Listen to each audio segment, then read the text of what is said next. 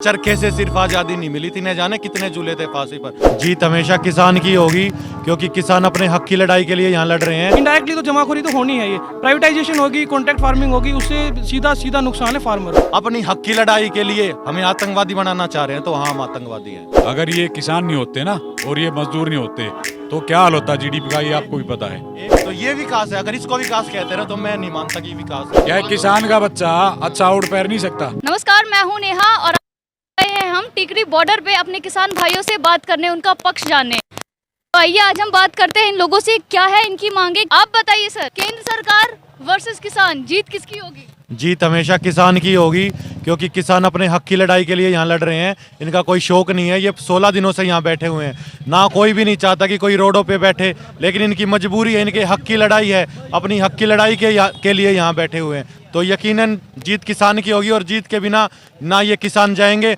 और ना हम जाएंगे। जीत हम अपनी सुनिश्चित करने के लिए यहाँ बैठे हुए हैं, और जब तक हमें जीत नहीं होगी जब तक हम यहाँ से नहीं हटने वाले हैं।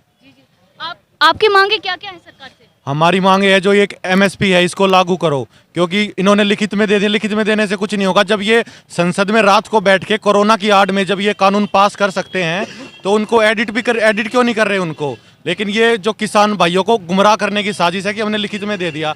अगर आप संसद में बैठ के रात को पेश कर सकते हो तो उनको एडिट भी करो। और भी जैसे प्राइवेट मंडियाँ लेके आना चाहते हैं, प्राइवेट मंडियों में क्या है, डिमांड एंड सप्लाई के होता है। ये प्राइवेट मंडियों को स्टॉक का वो कर दिया कि आप स्टॉक भी कर सकते हो।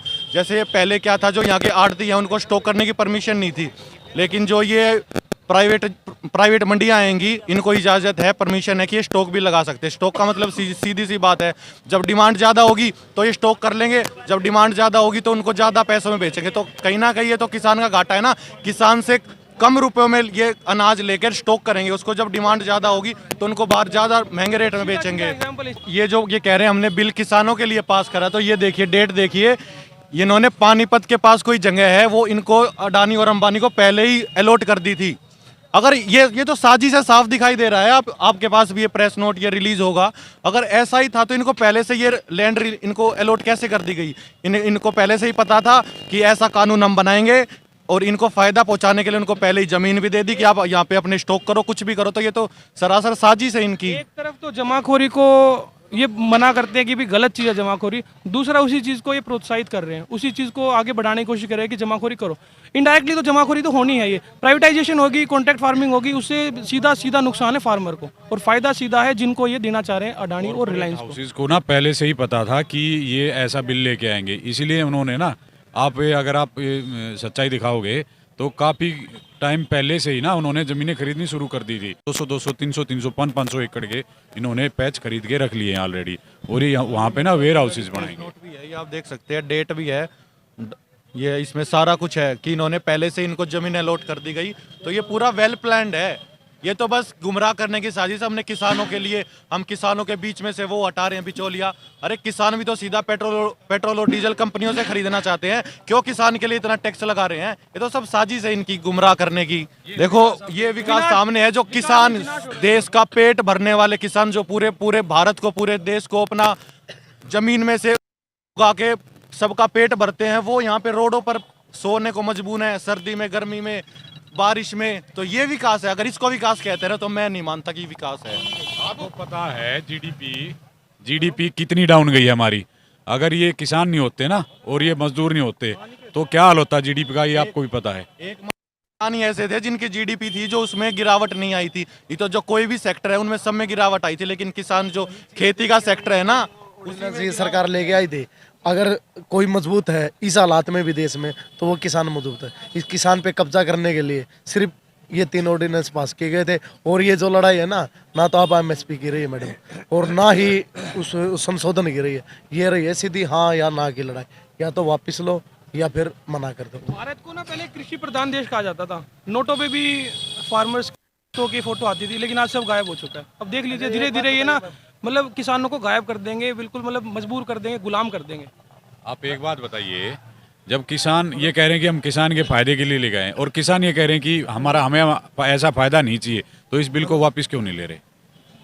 क्यों इतने किसान 8 साल से लेके और 90 साल तक के बुजुर्ग, महिलाएं, बच्चे यहाँ रोड पे बैठे हुए हैं, ठंड का टाइम है, हर रोज 2 या 3 हमारे किसान शहीद हो रहे हैं, तो क्या सरकार आंख नीचे बैठी है, आंख बंद है, उनको दिखाई नहीं दे रहा है क्या हो रहा है?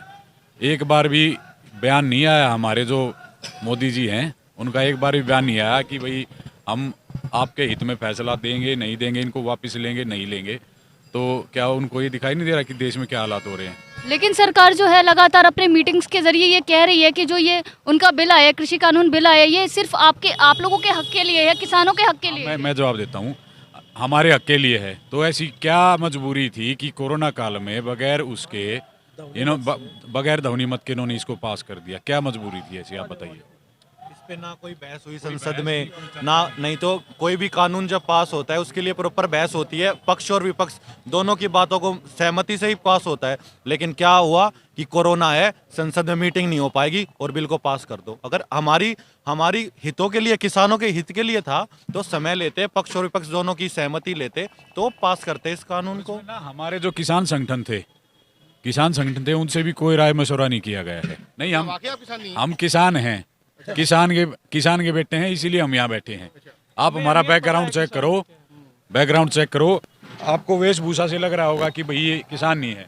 ठीक है, खेती करते हैं हम। क्या है, किसान का बच्चा अच्छा उड़ पैर नहीं सकता? पहले 5 रुपए के नोट और ये सिक्कों पे भी देखो, ये अनाज है, खेत है, फार्मर, ये सब खत्म होता जा रहा है। ये मोदी इन किसानों को बेच देगा बिल्कुल। इनकी मतलब मैं क्या कहूँ, इन्होंने किसानों के लिए कोई वो नहीं कर रही है।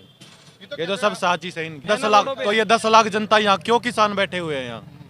यहाँ से अगर आप सीधा जाओगे ना तो कम से कम 80 किलोमीटर आप समझ रहे हो ना, 80 किलोमीटर यहाँ तक ऐसे ही ये ट्रैक्टर ट्रॉलियाँ खड़ी हुई हैं बाईपास पर, रोडों पर ऐसे ही सब गर्मी में, धूप में, बरसात में ऐसे ही सोने को मजबूर है। अगर वो कह रहे हैं किसान नहीं, तो ये 10 लाख किसान नहीं है या हम किसान नहीं है? कुछ लोग ये भी कह रहे हैं सोशल मीडिया पे, वे किसान ये पागल है, ये पागल ट्रैक्टर चला लेगा, पंजाब से ट्रैक्टर लेके आ गए, पागल ट्रैक्टर चला लेगा।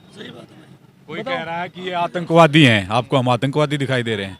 ये 90 साल के जो बुजुर्ग भगत सिंह को भी अंग्रेजों ने आतंकवादी का टैग दिया था। भगत सिंह को बोल रहे कहाँ से शहीद का दर्जा दिया है? कहीं पे भी नहीं है। अगर हमें आतंकवादी बोल के शहीद आजम सरदार भगत सिंह बनाना चाहते हैं तो हम बनने के लिए तैयार हैं। भगत सिंह जी को भी अंग्रेजों ने आतंकवादी कहा था। अगर भगत सिंह उस टाइम ये सोच लेते कि मैं आतंकवादी हूँ, अब मैं बैठ जाता हूँ, तो हमें आज़ादी नहीं मिलती। चरखे से सिर्फ आज़ादी नहीं मिली थी, न जाने कितने झूले थे फांसी पर। अगर अपनी हक की लड़ाई के लिए हमें आतंकवादी बनाना चाह रहे हैं तो हाँ, हम आतंकवादी हैं। देखो उनका क्या है, जो ये जो यहाँ पे बॉर्डर है ना, वो बॉर्डर के उस साइड है, जो गोदी मीडिया है उस साइड है, वो वहाँ से कवर करते हैं। ये देखिए जूम करके ग्राउंड लेवल पे घुसने नहीं दिया जाता। 4 स्तंभ, चौथा स्तंभ मीडिया है।